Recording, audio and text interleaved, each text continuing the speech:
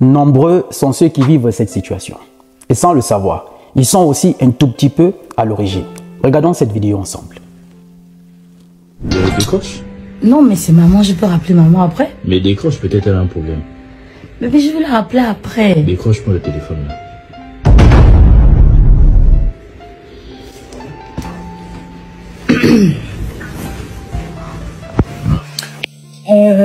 Mets le haut-parleur. Tu dis? Mets le haut-parleur. C'est ce qu'elle veut me dire Mets peut-être. le haut-parleur. T'es là? Allô? Oui, allô? Je suis chez moi, je suis chez moi, oh, je suis chez moi. Laisse-le parler, c'est pas ta vie, Je c'est sais ta pas mère. comment, je te dis bonsoir. Pardon? Pardon? Je suis chez moi. Je suis chez moi, oh papa. Je suis chez moi. Chez moi là où je vis avec mon fiancé. Je suis chez moi. Attends, tu dis quoi? Je suis chez moi, papa. Je suis chez moi. Est-ce que je peux moi te rappeler? Appeler les gens à des heures quand même convenables. Je suis chez moi, je suis sur le lit avec mon homme. Tu parles avec qui là? Mais je sais avec qui je parle. Mais en fait, j'avais mis maman parce que... Pas comment avec, Attends d'abord. C'est comment? Laisse-le parler. Mais je laisse parler comment c'est mon téléphone, il est en train de m'énerver. Attends d'abord. Attends, qu'est-ce qui se passe là? Attends d'abord. Je dis, si tu vois que j'ai mis maman, c'est parce qu'en fait, tu sais que ta fille aime jouer avec le téléphone.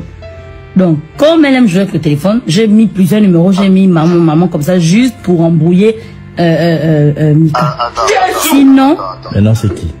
mais c'est une... Je ne sais même plus. J'ai mis maman sur beaucoup de numéros. Attends, c'est pas... c'est pas Cédric. C'est pas le grand Cédric. À quoi tu joues là? C'est le Quel grand Cédric? Un de mes grands du lycée. Un de tes grands du lycée. Et il t'appelle à 7 heures. Attends, mais qui parle à côté de toi là? Le grand Cédric, c'est mon fiancé qui... Attends d'abord, il est trop taquin, il va vouloir machin. Donne-moi le téléphone là ici. Attends.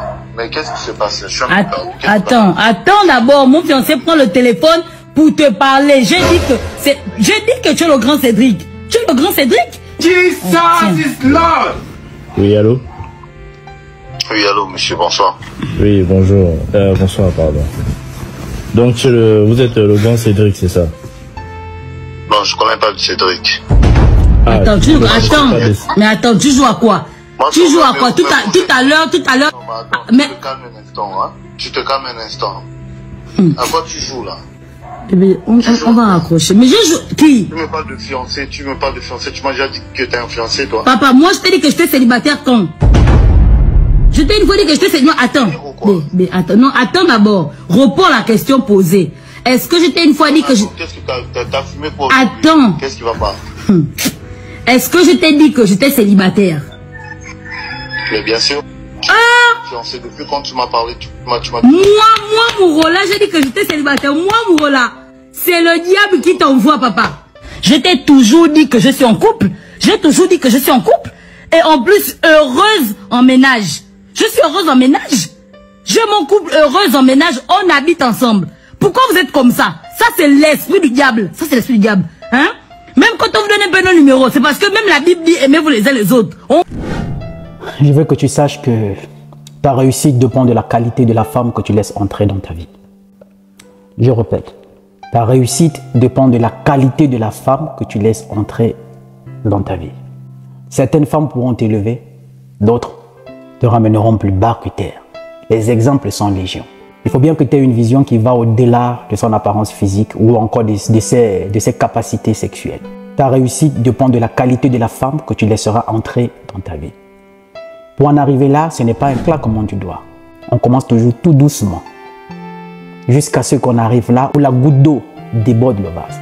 Et quand vous la voyez en train de tourner, machin truc, à jouer à son cinéma, à sa scène, nombreuses sont celles qui se comportent comme ça. Et parfois, elles sont tellement malignes qu'elles finissent par renverser la situation. Et toi, tu commences même à demander pardon. Pour en arriver là, c'est tout un processus. Et quand je dis que certains hommes sont plus ou moins responsables ou la cause, parce qu'il y a toujours un début à chaque chose. Ce n'est pas la première fois qu'elle pose cet acte. Il y a toujours un début. Comment est-ce que tu pardonnes? Comment tu réagis face à la première erreur? Comment tu réagis quand tu constates une telle scène pour la première fois? Quelles sont les bases que tu as fixées? Quels sont les principes que vous avez fixés?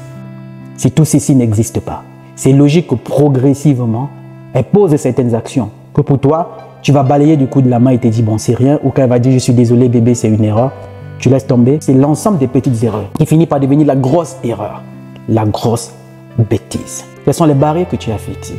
Quelle est la ligne rouge que tu as établie dans ta relation? N'oublie pas que si tu rates le début, il sera assez difficile de te rattraper à la fin. Et n'oublie pas qu'il y a une catégorie de femmes qui ne changeront jamais. Il y a une catégorie de femmes qui ne changeront jamais. Je sais, certaines vont se déverser en commentaire. Voilà, celles qui vont surtout se retrouver dans ce genre de jeu pour déverser leur frustration, pour vouloir faire des justificatifs et tout. Il y a une catégorie de femmes qui ne changeront jamais. N'oublie pas que ta réussite dépend de la qualité de la femme que tu laisseras entrer dans ta vie. Et la suite des actes qu'elle va poser dépendront de la façon dont tu as réagi face à la première bêtise qu'elle a commise. Tu as balayé du revers de la main et te dis bon, c'est rien.